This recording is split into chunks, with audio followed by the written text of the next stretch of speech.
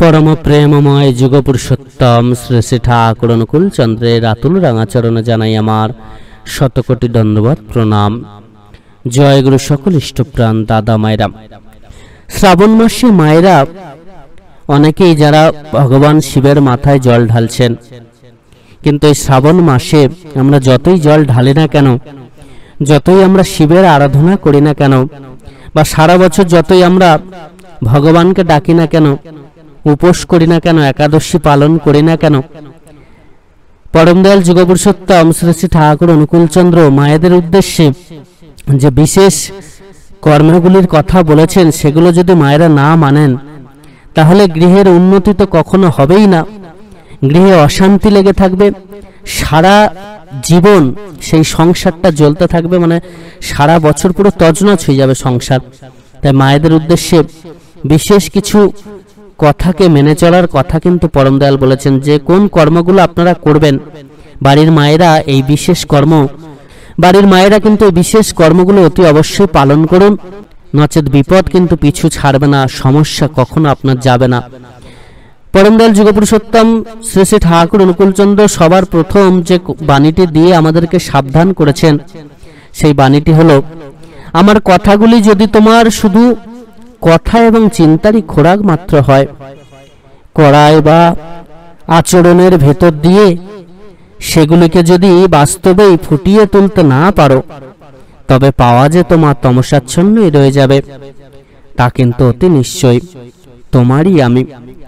আমি তোমাকে ভালোবাসি, কিন্তু তুমি যদি না আমাকে ভালোবাসো, আমাকে ধরে চলো, আমাকে মেনে চলো, তাহলে কিন্তু সমস্ত কিছুই ফাঁকা থেকে যায়। পরম দয়াল বলছেন, আমার কথাগুলি যদি তোমার শুধুমাত্র কথা এবং চিন্তার খোরাক হয়, অর্থাৎ তিনি যে কথাগুলো বলেছেন সেগুলো আমরা শুধুমাত্র চিন্তা করছি, ভাবছি হ্যাঁ করব, কথাই বলছি হ্যাঁ এগুলো করা উচিত, করলে ভালো হয়, কিন্তু সেগুলো আমরা মানছি না, সেগুলো আমরা আচরণের ভিতর দিয়ে বা করার মধ্য দিয়ে বাস্তবে ফুটিয়ে তুলছি না, তাহলে কি হবে? পাওয়াটা আর হবে না, ফলটা আর আমরা লাভ করতে পারবো না, ওই শুধুমাত্র ভাবনাটাই থেকে যাবে, অন্ধকারে আচ্ছন্ন আমরা যেমন ছিলাম তেমনই থাকবো, আলোর পথে আর যেতে পারবো না। সবার প্রথম মায়েদের উদ্দেশ্যে শ্রী শ্রী ঠাকুর বলছেন, মেয়ে আমার, তোমার সেবা তোমার চলা, তোমার চিন্তা তোমার বলা, পুরুষ জনসাধারণের ভিতর যেন এমন একটা ভাবের সৃষ্টি করে যাতে তারা অবনত মস্তকে নতজানু হয়ে সসম্ভ্রমে ভক্তি গদগদ কণ্ঠে বলে ওঠে, মা আমার, জননী আমার, বলে মুগ্ধ হয়, বুদ্ধ হয়, তৃপ্ত হয়, কৃতার্থ হয়, তবেই তুমি মেয়ে, তবেই তুমি সতী।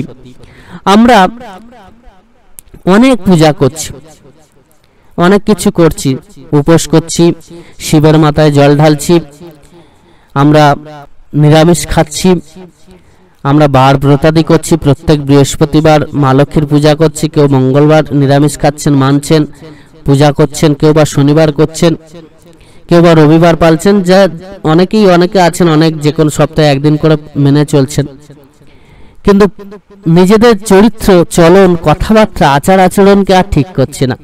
শ্বশুর শাশুড়িকে সহ্য করতে পারছি না, শ্বশুর শাশুড়িকে দেখতে পাচ্ছি না, তাদের সাথে আমাদের মিল হচ্ছে না, কথাবার্তা এমন বলছি, স্বামীকে আমরা দু চোখে দেখতে পাচ্ছি না, বা স্বামীর কাছে নিজেদের শুধু স্বার্থ পূরণের কথা ছাড়া আর কিছু থাকছে না, নিজেদের স্বার্থটাকে বড় করে দেখছি, চালচলন চরিত্রের কোনো ঠিক ঠিকানা থাকছে না, পোশাক আশাক থেকে শুরু করে সম্ভ্রম কোনোটাই ঠিক থাকছে না, যা খুশি যা ইচ্ছে তাই করছি, যা ইচ্ছে হচ্ছে, যেমন ভাবে চলার ইচ্ছা হচ্ছে, যেমন পোশাক পরার ইচ্ছা হচ্ছে, সমস্ত কিছু করছি, কিন্তু তারপরেও আমরা সপ্তাহে একদিন এই ঠাকুরের নাম হয়তো একটু এই উপবাস করছি, কেউ একাদশী করছি, কেউ এ করছি, সমস্ত কিছুই আপনি করুন, কিন্তু পরম দয়াল বলছেন নিজেদের কথাবার্তা, চালচলন, চরিত্র সমস্ত যদি না ঠিক হয় তাহলে আর কোনো কিছুই লাভ করা সম্ভব হলো না। এগুলোকে আগে কিন্তু ঠিক করতে হবে। পরিবারটাকে পরিবার জ্ঞানে পূজা করতে হয়, পরিবারের মধ্যে থাকবো, শ্বশুর শাশুড়িকে দেখবো না, তাদের সাথে বিবাদ চলতেই থাকবে, তাই তো তিনি বারবার করে পরিবারের প্রতি প্রত্যেকেরই তাঁর চরণ আশ্রয় নেওয়ার কথা বলছে। অনেক বাড়িতে দেখবেন শ্বশুর শাশুড়ির সাথে মিল হচ্ছে না, এখন সবাই যদি ঠাকুরের চরণে আশ্রয় নিয়ে থাকেন তাহলে কিন্তু সমস্যাটা হয় না। আর এই যে মেয়েদের উদ্দেশ্যে বিশেষ সাবধান বানিয়ে দিয়েছেন। বর্তমান সমাজটা আপনারা দেখতেই পাচ্ছেন কতটা উন্নতি করছে, কতটা রসাতলে গিয়ে নিজেদেরকে উন্নত ভাবছে। তাই ঠাকুর কতদিন আগে কিন্তু মায়েদের উদ্দেশ্যে সাবধান বানিয়ে দিয়েছেন। তিনি বারবার করে বলেছেন যে পুরুষ নষ্টে যায় না রে জাতি, কিন্তু নারী যদি নষ্ট হয়ে যায় তাহলে জাত, সমাজ, দেশ, পৃথিবী ধ্বংস হয়ে যায়। আর সেটা কিন্তু বর্তমানে আস্তে আস্তে হয়ে যাচ্ছে। আজকে তাই কিন্তু প্রত্যেকটা সংসার ধ্বংসের মুখে গেছে, আস্তে আস্তে সমাজ ধ্বংসের মুখে চলে গেছে, আস্তে আস্তে দেশ যাবে, সমস্ত ধ্বংস হয়ে যাবে।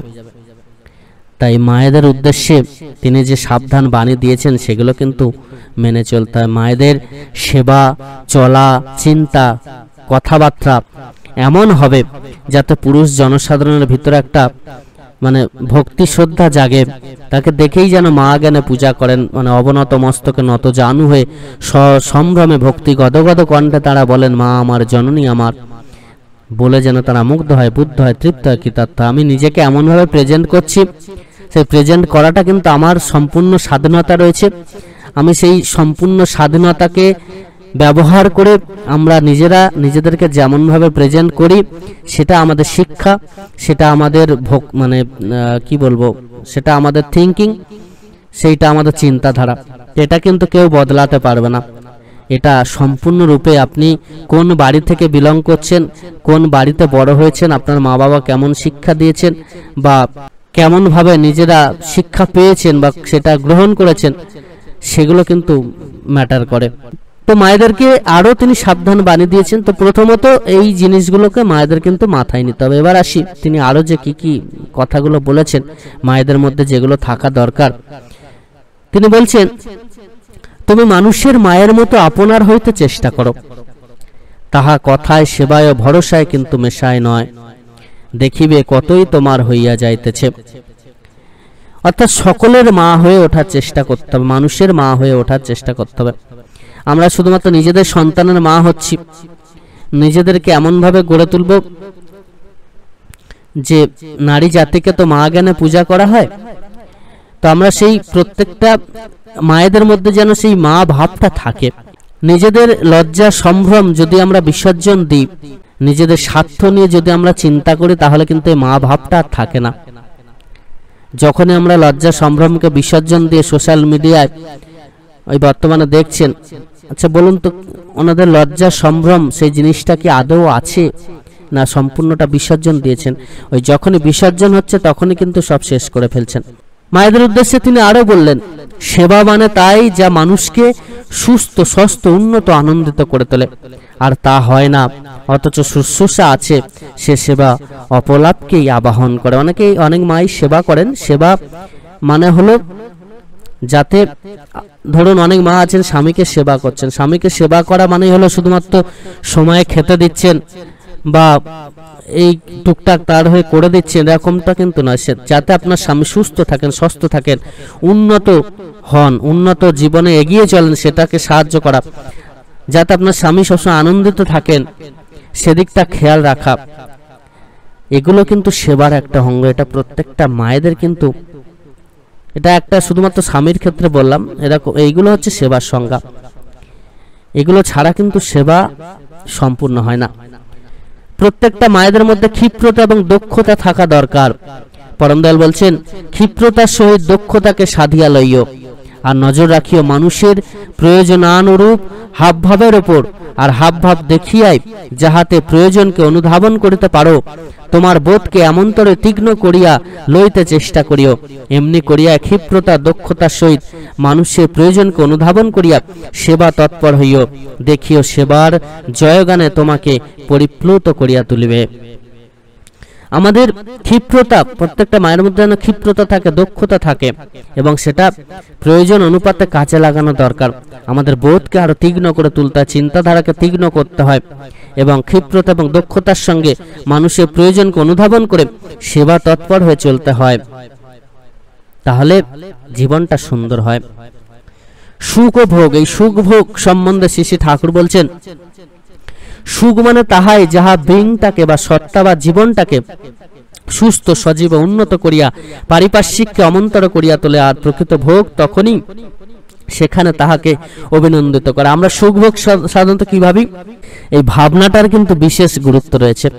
আমরা অনেকেই সুখ ভোগ মানে ভাবি হচ্ছে অর্থ থাকবে, যেখানে যা ইচ্ছা যখন খুশি যেটা ইচ্ছা হবে করব, যেখানে সেখানে ঘুরতে চলে যাব, যা খুশি তাই খাবো, যখন যা প্রয়োজন হবে সেটা কিনবো, সেটা সঙ্গে সঙ্গে যেন পেয়ে যাই, গদির ওপর মানে একদম রাজপ্রাসাদে আমরা থাকবো, হাইফাই গাড়ি ব্যবহার করব, ঘরটা হবে একদম সমস্ত মতলব এয়ার কন্ডিশন থেকে শুরু করে সবকিছু থাকবে, মানে একদম সমস্ত কিছু যেন আমার থাকে, এরকম অনেকের মেন্টালিটি হয়, সেটাকে সুখভোগ বলে ধরে থাকেন।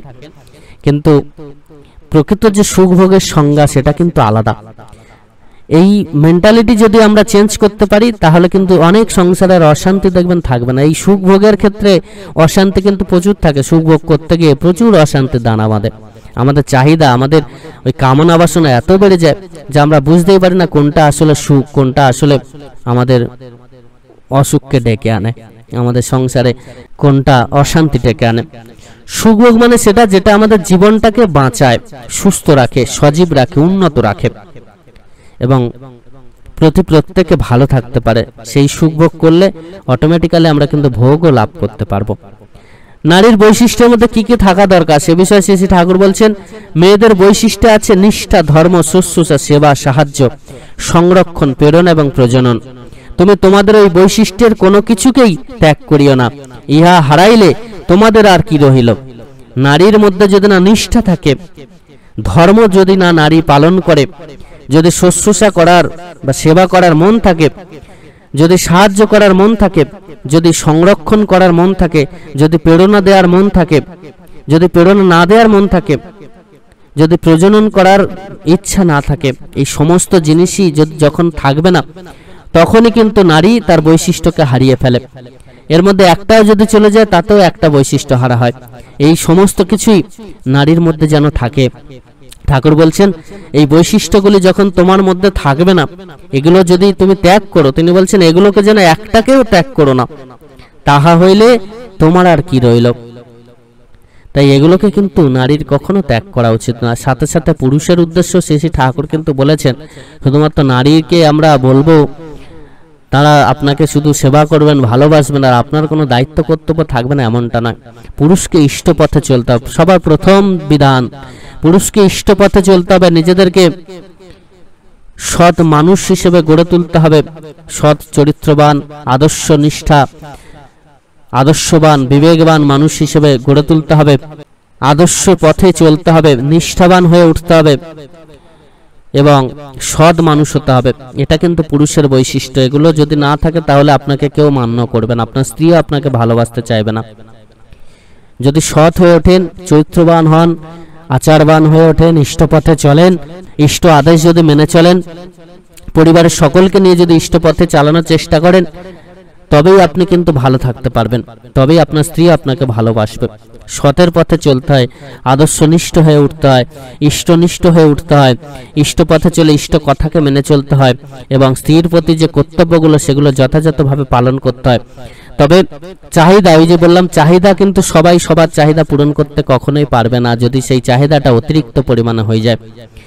কিন্তু স্ত্রীর যে বেসিক নিড সেগুলো কিন্তু প্রত্যেকটা স্বামীর কর্তব্য, সেগুলো পূরণ করা, তাকে খেয়াল রাখা, তার প্রতি স্নেহ করা, ভালোবাসা দেয়া, শ্রদ্ধা করা, তার কথাকে মান্যতা দেওয়ার চেষ্টা করা, তাকে সঙ্গে নিয়ে চলার চেষ্টা করা, তাকে ধর্মপথে চালিত করা, তাকে সৎ পথে চালিত করা, এগুলো প্রত্যেকটা স্বামীর কর্তব্য।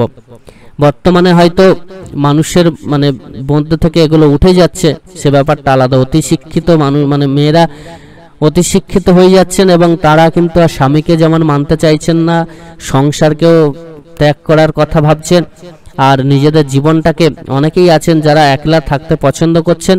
আর এতে করে কি হচ্ছে, সমাজ কিন্তু একটা ভয়ঙ্কর দিনের জন্য অপেক্ষা করছে।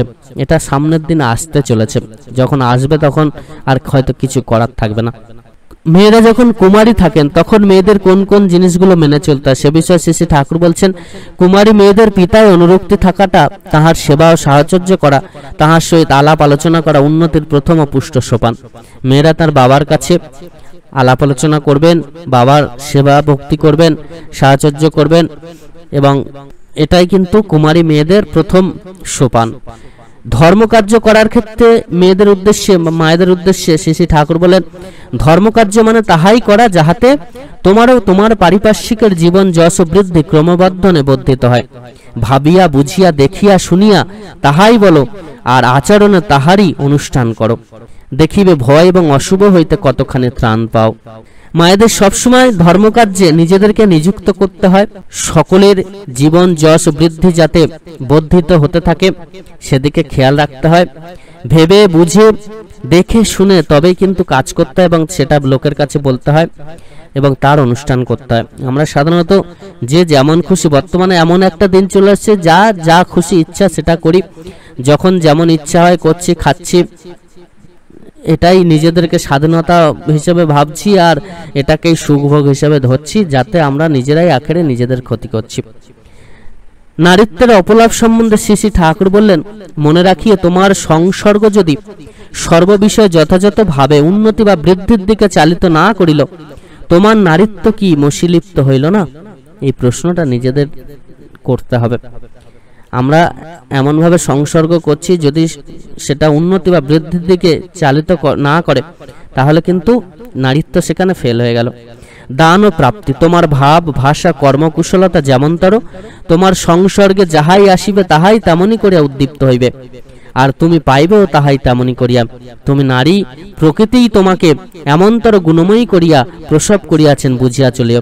নারীর যে বৈশিষ্ট্য সেটা প্রকৃতি কিন্তু নারীকে দিয়েছে, পুরুষের যে বৈশিষ্ট্য সেটা প্রকৃতি পুরুষকে দিয়েছে।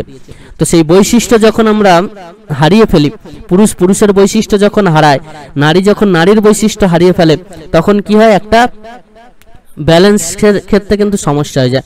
নারী পুরুষ যে উভয়ে সংসার করছেন তখন একটা সমস্যা দেখতে পাওয়া যায়, তখন এই সমাজ ভেঙে পড়ে। ধরুন দুটো পা আছে, দুটো পায়ের নির্দিষ্ট শক্তি রয়েছে, একটা পা যদি কমজোরি হয়ে যায় কি হবে, বা একটা পা যদি হাড় ভেঙে যায় তাতে কি হবে, একটা পা ভেঙে গেল মানে একদিকে আপনি বসে গেলেন। এইভাবেই নারী পুরুষ নিজ নিজ বৈশিষ্ট্যে বৈশিষ্ট্যবান হন।